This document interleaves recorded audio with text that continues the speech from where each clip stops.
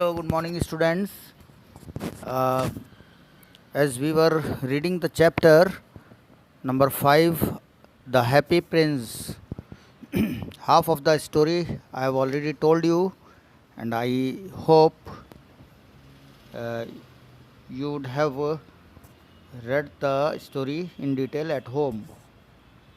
Now, open your book on page number 34. As we see that the swallow bird wants to go to Egypt to mingle with his friends, and just after each task given by the happy prince. But the happy prince, after each task, uh, he requests him to stay with him one night longer. In this way, the story proceeds. Leaf after leaf of the fine gold he brought to the poor, and the children's faces grew roaster, and they laughed and played in the street. Means वो सोने के पत्रों को एक एक करके वो गरीबों के पास ले आया, और बच्चों के चेहरे पर क्या हुई कि प्रसन्नता, यानी कि एक तरह की अजीब सी खुशी उनके ऊपर उभरने लगी। वे हंसे और गलियों में खेलने लगे। अब हमको रोटी मिल गई, वे चिल्लाए। Due to the mercy of the prince they got their bread. Then the snow came then the snow came, and after the snow came frost. The streets looked as if they were made of silver. Everybody went about in furs, and the little boys wore scarlet caps, wore scarlet caps and skated on the ice.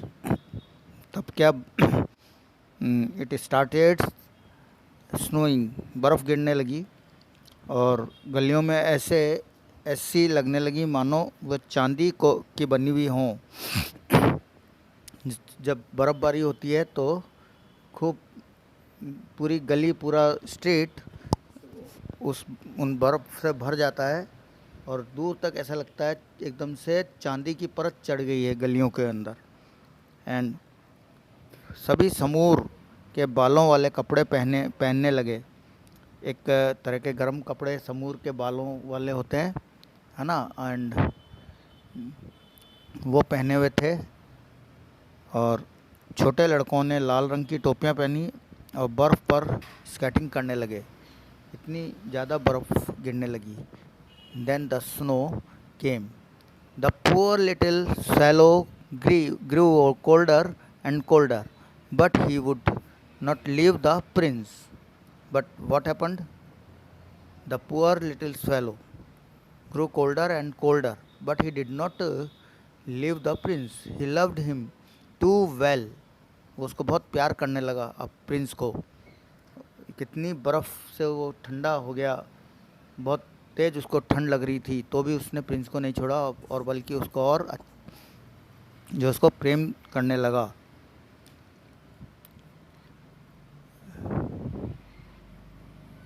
He picked up crumbs outside the baker's door when the baker was not looking,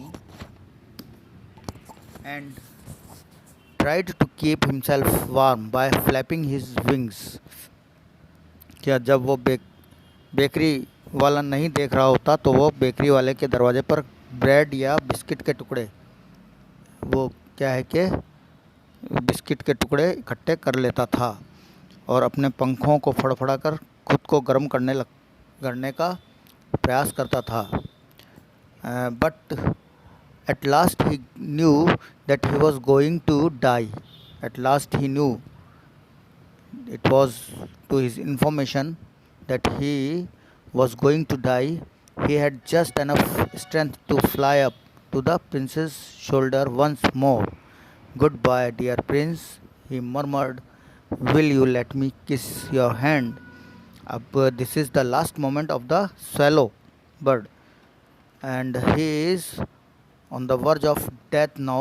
He has only the sufficient strength to fly only to the shoulder of the happy prince. And वो धीरे से बुदबुदाया, ये बोलने लगा, "goodbye dear prince, I am glad that you are going to Egypt at last, little swallow," said the prince. At this time, the prince knew that he was going to Egypt, but the prince did not know that now swallow was not ready to go to leave him, and this is his last moment before his death. वो Prince के पास मिलने आया था बस। Prince ने सोचा कि अब वो इजिप्ट जा रहा दिखे। "You have stayed too long here, but you must kiss me on the lips, for I love you." "It is not to Egypt that I am going," said the swallow. "I am going to the house of death. Death is the brother of sleep, is he not?" देखिए, underline this line. Swallow क्या कह रहा है कि अब मैं Egypt नहीं जा रहा हूँ सर, मैं अब मृत्यु के घर में प्रवेश करने वाला हूँ, और डेथ ही नींद की का जो है एक भाई होता है। क्या ऐसा नहीं है? यानी कि एक लंबी स्लीप, एवरलास्टिंग स्लीप जो होती है वो होती है death. And he kissed the happy Prince on the lips and fell down dead at his feet. और अब उसने उसको एक किस किया हैप्पी प्रिंस को, और वो उसके पैरों की तरफ गिर गया। At that moment a curious crack sounded inside the statue. और उस मोमेंट पर क्या हुआ कि मूर्ति के अंदर से विचित्र चटकने की आवाज़ आती है, क्रैक की आवाज़ आती है। इफ़ समथिंग हैड ब्रोकन, जैसे कि कुछ टूटा हो। The fact is that the leaden heart वो मेटल का बना हुआ जो हार्ट था, had snapped right in two, यानी कि ये ज़रूर जो है जैसे कि कोई चीज़ टूटी हो। फैक्ट ये है कि मूर्ति का जो शीशे का दिल चटक कर दो भागों में बट गया था। And it certainly was dreadfully hard frost, और ये ज़रूर भयंकर रूप से पड़ने वाला कठोर पाला था। फ्रॉस्ट कहते हैं, पाला पड़ जाता है बहुत सारी बर्फ़ से, जब पेड़ पौधे ख़राब हो जाते हैं, दैट इज़ कॉल्ड फ्रॉस्ट, पाला।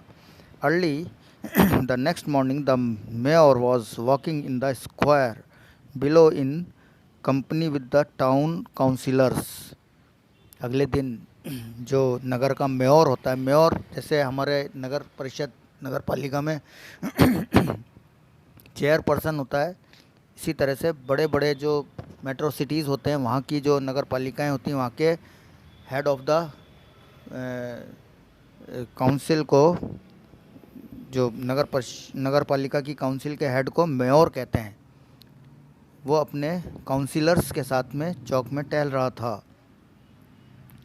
And as they passed the column he looked up at the statue.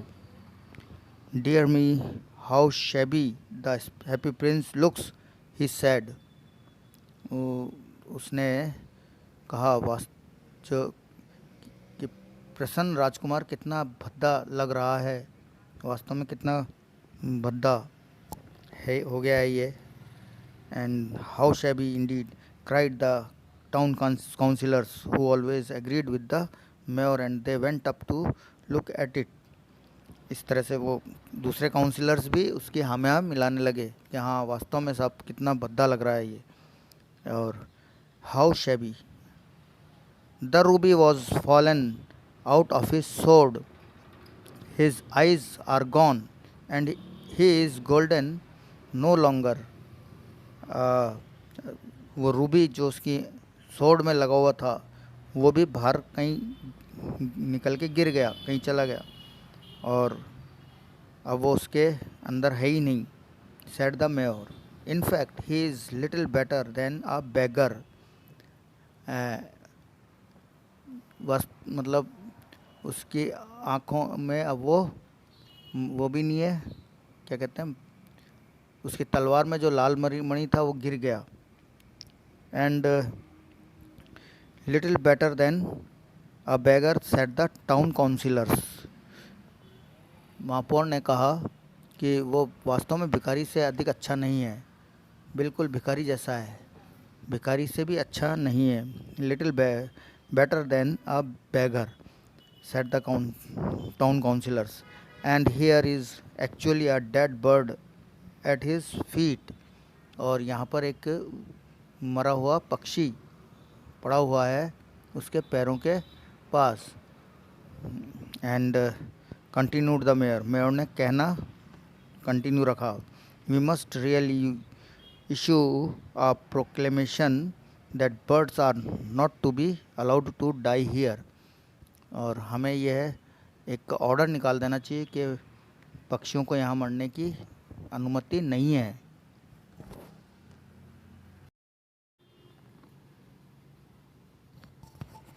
Again I read. We must really issue a proclamation that birds are not to be allowed to die here.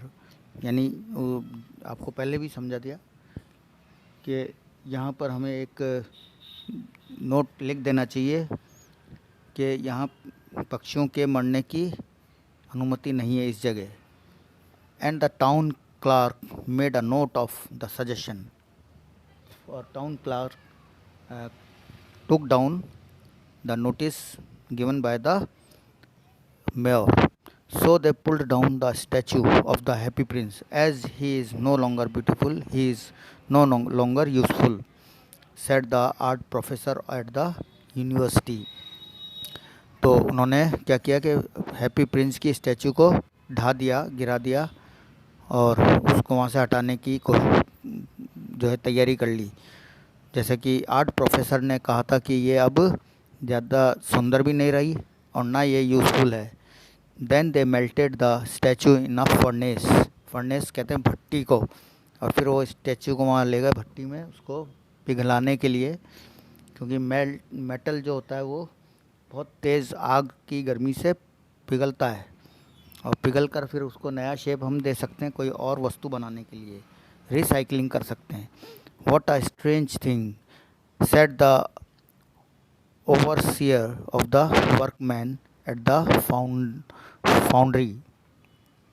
क्या अजीब सी बात है जो है कि जो उनका overseer था, जो वो होते हैं इंस्पेक्टर, ओवरसियर कहते हैं उनको, जो उनके कामों की को देखता है. ये टूटा हुआ शीशे का दिल, यानी कि this broken lead heart will not melt in the furnace. तो जो वर्कमैन थे उन्होंने उसको सजेस्ट किया, मतलब ये बताया कि ये जो लेड हार्ट है, शीशे का हृदय दिल, ये इसमें नहीं पिघलेगा. We must throw it away. हमें इसको फेंक देना चाहिए, ये काम का नहीं है. So they threw it on a dust heap. तो उन्होंने एक धूल भरे हीप यानी ढेर के ऊपर उसको फेंक दिया. Where the dead swallow was also lying. जहाँ पर डेड स्वेलो भी पड़ा हुआ था.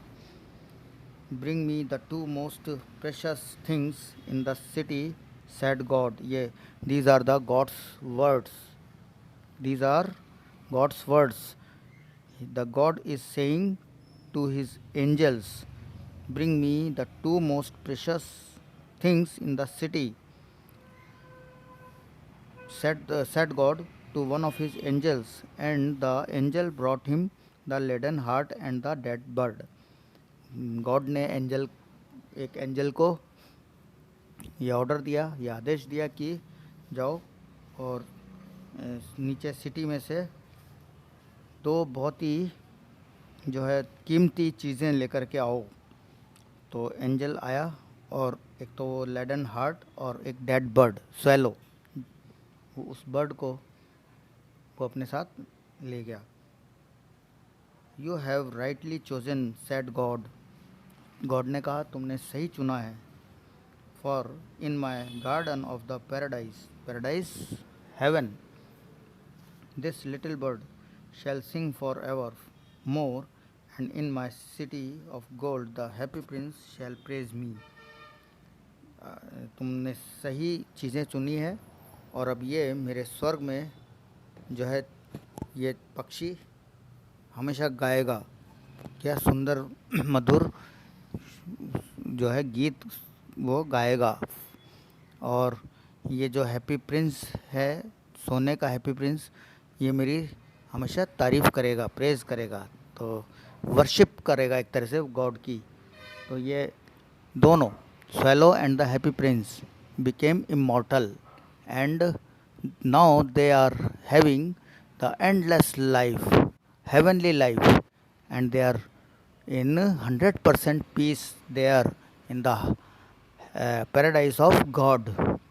In this way, why they are awarded this by this life, वो इस ऐसा अंतहीन और स्वर्गीय जीवन उनको मिला। ये क्यों अवॉर्डेड किया ईश्वर ने उनको?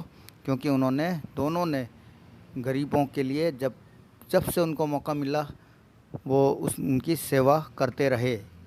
चाहे वो वेरी फर्स्ट इंसिडेंट में वो पहला टास्क प्रिंस उसको देता है कि तुम ये सोड में से रूबी निकाल के और उस गरीब औरत को जो बैठी हुई सिलाई कर रही है उसका बेटा, उसका बच्चा एक कोने में पलंग पे बुखार से तप रहा है और उसको पानी और दूध भी नहीं मिल रहा है, उसको ही दे के आओ। इस तरह से उन्होंने होल लाइफ, जब से उनके अंदर ये कॉन्शियस आया तो उन्होंने सेवा, गरीबों की सेवा स्टार्ट कर दी।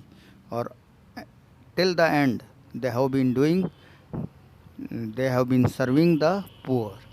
इन this way God became happy with their services, and that's why the God gave them a place in his paradise.